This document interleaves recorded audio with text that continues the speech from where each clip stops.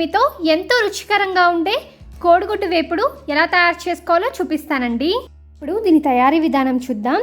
ముందుగా కోడిగుడ్లని ఉడికించి పెట్టుకోవాలండి. ఉడికించిన కోడిగుడ్లకి ఉన్న పై పెంకుని తీసేసుకోవాలి. ఇలా తీసుకున్న కోడిగుడ్లని హాఫ్స్గా కట్ చేసుకోవాలి. చూడండి, ఇలా అన్ని కోడిగుడ్లని కూడా హాఫ్గా కట్ చేసి పెట్టుకోవాలి. ఇప్పుడు ఒక బౌల్ తీసుకోండి. అందులో 1/2 టేబుల్ స్పూన్ పసుపు, 1 టేబుల్ స్పూన్ కారం, 1/2 టేబుల్ స్పూన్ ధనియాల పొడి, 1/2 టేబుల్ స్పూన్ గరం మసాలాని వేసుకోవాలి. ఇప్పుడు వీటన్నిటిని బాగా మిక్స్ చేసుకోండి. ఇలా వీటన్నిటిని బాగా మిక్స్ చేసుకున్న తర్వాత ఇందులో రుచికి సరిపడినంత ఉప్పుని వేసుకోండి. ఉప్పుని కూడా వేసుకొని బాగా మిక్స్ చేసుకోవాలి. ఇలా బాగా మిక్స్ చేసుకున్న తర్వాత కొంచెం వాటర్ యాడ్ చేసుకొని మిక్స్ చేసుకోవాలి. ఈ ఎగ్ ఫ్రై సైడ్ డిష్గా చాలా టేస్టీగా ఉంటుందండి. ఒకసారి తప్పకుండా ట్రై చేయండి.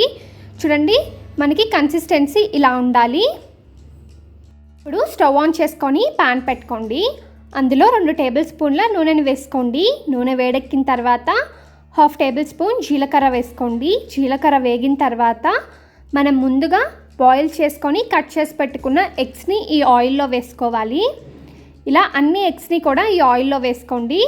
ఇప్పుడు 1 నిమిషం పాటు మనం ఒక సైడ్ ఈ ఎగ్స్ని ఫ్రై చేసుకోవాలి.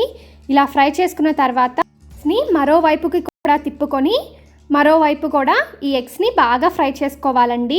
చూడండి, ఇలా ఎగ్స్ని బాగా ఫ్రై చేసుకున్న తర్వాత మనం ముందుగా సిద్ధం చేసి పెట్టుకున్న మసాలా మిక్చర్ని ఇందులో వేసుకోవాలి.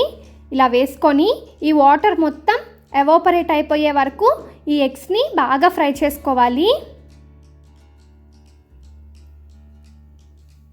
ఇలా ఎగ్స్ పూర్తిగా ఫ్రై అవ్వడానికి ఒక 3 నుంచి 4 నిమిషాల టైం పడుతుందండి. చూడండి, ఇప్పుడు వాటర్ మొత్తం ఇంకిపోయింది కదా. ఇప్పుడు ఎగ్స్ కూడా బాగా ఫ్రై అయ్యాయి. ఇప్పుడు ఫైనల్గా కొత్తిమీర తరుగుని యాడ్ చేసుకొని సర్వ్ చేసుకుంటే ఎంతో టేస్టీగా ఉండే ఎగ్ ఫ్రై రెడీ.